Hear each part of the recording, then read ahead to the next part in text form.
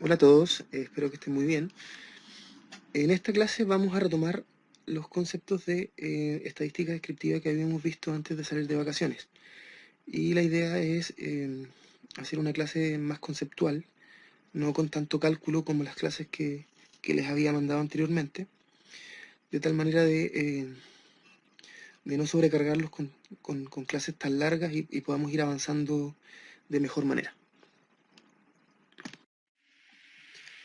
Bueno, las instrucciones que tenemos que seguir para cumplir los objetivos de esta clase están especificadas en esta lista. La primera, escucha atentamente esta presentación. La segunda instrucción, copia la presentación en tu cuaderno. Luego, tienen que resolver los ejercicios propuestos en la guía adjunta a este documento. Como instrucción número 4, deben enviar la guía resuelta a mi correo a más tardar el día miércoles 6 de mayo a las 22 horas. Y como última instrucción, tienen que estar muy atentos a la fecha y hora en que vamos a trabajar juntos en la resolución de la guía. ¿Ya? Nos vamos a juntar a trabajar con el fin de que todos podamos aprender, que nadie se vaya quedando atrasado. ¿Ya?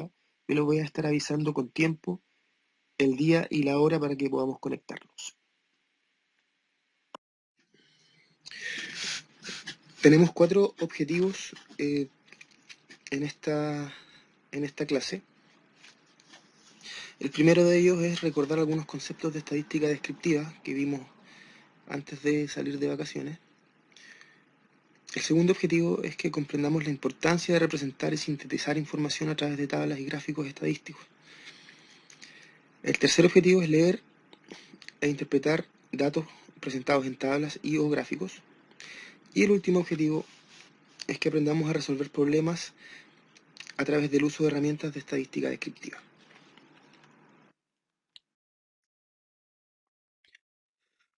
Los contenidos de esta clase son los que están listados aquí. El primero, definiciones básicas. Vamos a definir población, muestra, variable aleatoria. Luego vamos a ver un poco el concepto y forma de las tablas de frecuencia. Y finalmente vamos a ver algunos tipos de gráficos que permiten representar datos.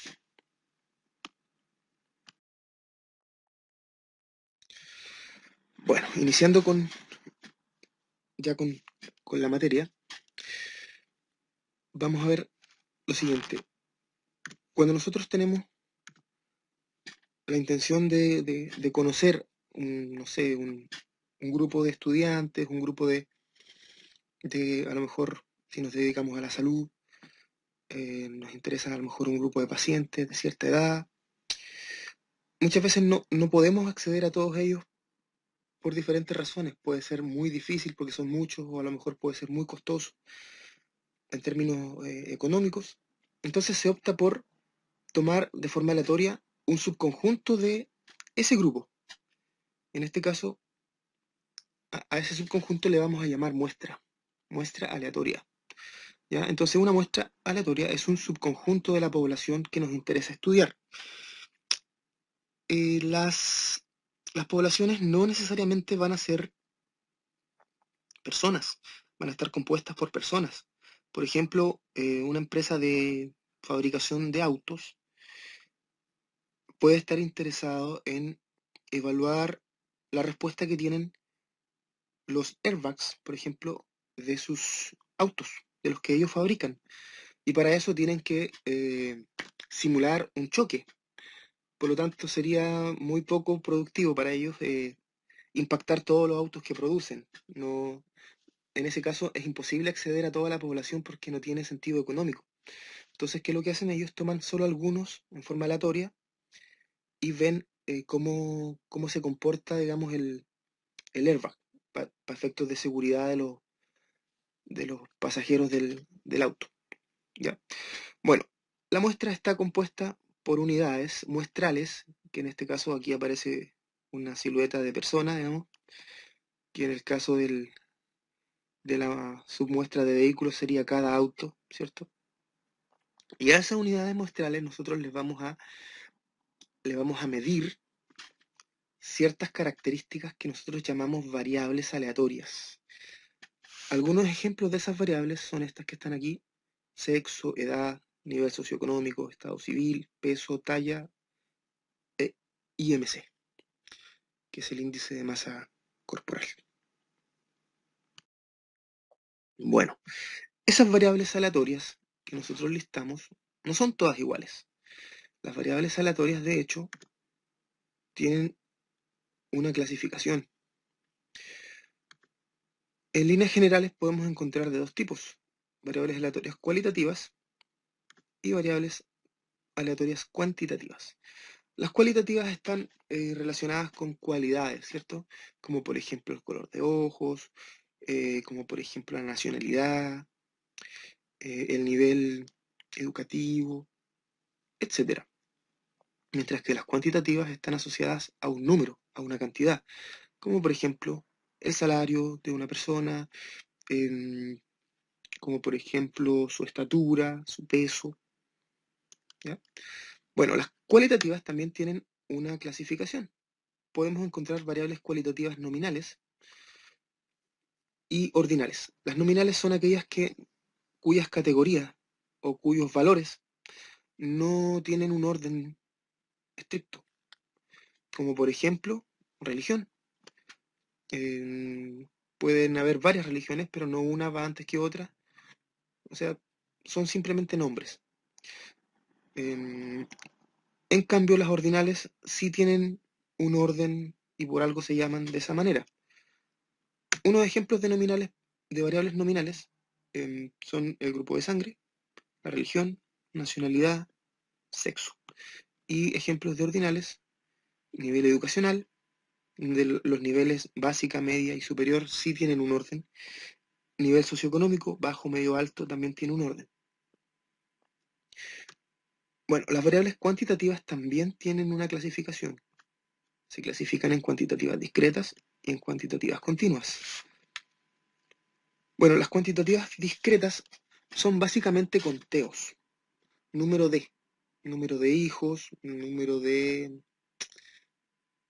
pacientes que ingresa a un consultorio durante un determinado periodo, número de contagiados por el coronavirus, etc.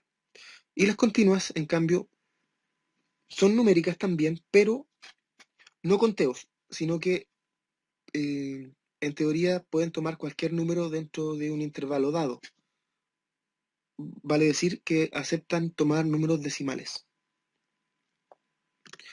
Ejemplos de variables discretas: número de hijos, número de accidentes de tránsito en un mes particular.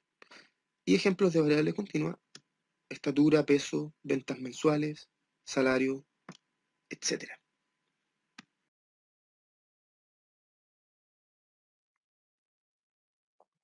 Vamos a hacer ahora un ejemplo. Vamos a ver una tablita, que es esta que está aquí, que tiene una serie de variables y nosotros tenemos que identificar a qué tipo corresponde. El color de pelo, evidentemente, no es numérico, eh, sino que es una característica que está asociada a una cualidad, ¿cierto? Por lo tanto, va a ser variable cualitativa. Ahora, ¿los colores de pelo tienen un orden? No, son simplemente colores, nombres. Por lo tanto, va a ser una variable cualitativa nominal, como aparece ahí. La temperatura ambiental es una variable evidentemente cuantitativa, ¿cierto? Se asocia a un número. Ahora, ¿es discreta o es continua? La temperatura siempre vamos a considerarla como continua. El número de pasajeros en el vagón del metro. Esa es una variable también cuantitativa y es una variable de conteo. Por lo tanto, va a ser discreta. La raza de perro. Bueno, la raza de perro es una variable cualitativa y también es nominal. No hay un orden entre las razas, al menos a simple vista. A no ser que quisiéramos a lo mejor rankearlas respecto de otra variable, no sé, nivel de agresividad, no sé. Pero en sí misma la raza no lleva un orden, por lo tanto sería nominal, cualitativa nominal. El estado civil también es nominal, es cualitativa y nominal, no, no llevan sus categorías un orden particular. La variable nota obtenida en la prueba 1 de matemática es una variable cuantitativa, claramente, porque es una nota, es un número. Y es un número que acepta decimales, digamos que entre una nota y otra hay muchas opciones, digamos. Entonces, es cuantitativa continua. Y por último, la escala de calificaciones estadounidense. Aquí es diferente porque ellos ponen letras a la calificación. Y como se ve aquí, sería una variable cualitativa ordinal, donde la letra A es el mejor rendimiento sobresaliente y la letra F es un rendimiento muy, muy malo. Muy bien, vamos a ver ahora el concepto de tabla de frecuencia, que ya lo hemos visto, pero vamos a recordarlo. Tenemos que la tabla de frecuencias tiene una forma como esa que aparece ahí. En general, siempre es igual, con la única diferencia es que en el caso continuo, cuando la variable es cuantitativa continua, vamos a tener esta columna roja que se llama marca de clase. En el caso de que no sea cuantitativa continua, no va a existir esa columna. Bien. Puse esta tabla con muchos colores porque lo vamos a ir asociando a distintas explicaciones que llevan el mismo color, como para orientarnos bien. Bueno, la clase. ¿Qué es la clase? La clase tenemos que completarla con todos los valores que toma la variable. Por ejemplo, si la variable es la escolaridad, y tenemos solo 3 categorías, por ejemplo, la clase sería, tomaría valores básica, educación media, educación superior. Bueno, esa columna, en el caso de que tengamos una variable continua, se utiliza o se completa con intervalos de clase. La marca de clase, como bien les dije recién, solo se consideran tablas para datos continuos. ¿Cómo se calcula? Simplemente es el promedio de los límites de cada intervalo de la columna clase.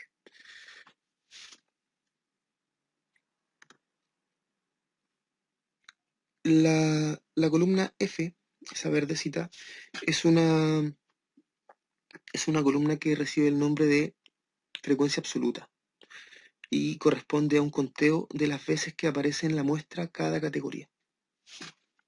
La siguiente columna es la frecuencia acumulada y no es más que la acumulación de los valores de la columna anterior, de la frecuencia absoluta. La siguiente columna se llama frecuencia relativa y se calcula dividiendo cada valor de f por el total de datos.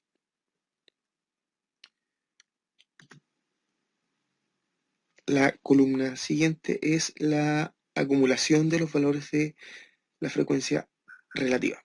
Y por último, las últimas dos columnas se calculan multiplicando por 100 las columnas de frecuencia relativa y la de frecuencia relativa acumulada. Acá tenemos un ejemplo de tabla de frecuencia que se construyó en base a datos reales. Corresponde a los pacientes fallecidos por coronavirus en Chile, distribuidos por edad. Esto está actualizado al 27 de abril, o sea, es muy reciente. Vemos que en la variable, en la columna de clase, tenemos varios intervalos, ¿ya? Menor a 39 años, de 40 a 49, 50, y luego de eso empiezan a aparecer los datos como frecuencia absoluta. Tenemos 6 datos en personas fallecidas menores a 39 años o menores iguales. De 40 a 49 tenemos 7 fallecidos, etc. Entonces aquí se ve que estas tablas de frecuencia se utilizan, digamos, son bastante útiles para poder visualizar cómo se distribuye la población, o en este caso la muestra de lo que sea. En este caso son personas fallecidas por coronavirus. Mayoritariamente podemos ver que las personas están en las en las categorías de 70 a 79 años y de 80 a 89, con un 29 y un 30% respectivamente. ¿Ya? Ahora, mirar una tabla no es tan simple porque como que son muchos datos. Entonces existe otra forma de poder visualizar esta misma tabla, pero de manera mucho más simple, mucho más rápida. Y es ahí donde toman mucha importancia los gráficos. Por ejemplo, esta tabla la podemos mostrar a través del siguiente gráfico.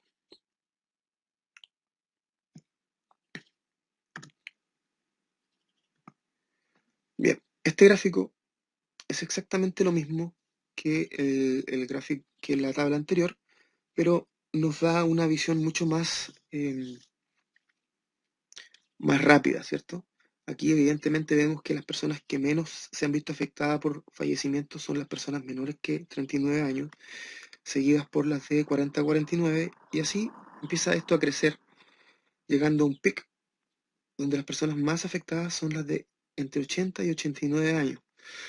Ahora, hay que tener ojo cuando uno interpreta este tipo de gráficos porque, por ejemplo, hay solo 17 fallecidos en personas de 90 o más años, pero eso significa que no son pacientes de riesgo o que, por ejemplo, están al mismo nivel que las personas que tienen entre 50 y 59. No necesariamente. ¿Por qué? Porque a lo mejor estas 17 personas corresponden a los fallecidos de un total, a lo mejor, de 20 contagiados. Entonces tienen una tasa de muerte bastante alta. En cambio, los 16 que están acá, a lo mejor fueron 16 muertos, pero personas entre 50 y 59 años, a lo mejor se contagiaron 1000 y solo murieron 16. Entonces hay que tener ojo con la manera en que uno interpreta este tipo de figuras. Bien, este es un gráfico de barras. Vamos a mirar otro gráfico ahora para lo mismo. Y es un gráfico circular. No le vamos a poner frecuencias absolutas, sino que ahora le vamos a poner además las frecuencias porcentuales. Ahí está el gráfico. Es igual que el anterior, la única diferencia es que esta torta se divide en trozos que son proporcionales al porcentaje que representa cada categoría. Entonces es exactamente igual que antes, de 70 a 79 años tenemos prácticamente un 29% y hay un 30%, un poquito más de 80 a 89 años. Bien, eso respecto a la clase de hoy. Voy a dejarles una tarea. Van a tener que averiguar sobre otros tipos de gráficos que yo les voy a mencionar y también van a tener que hacer algunos ejercicios eh, utilizando los conceptos que aquí nosotros acabamos de revisar.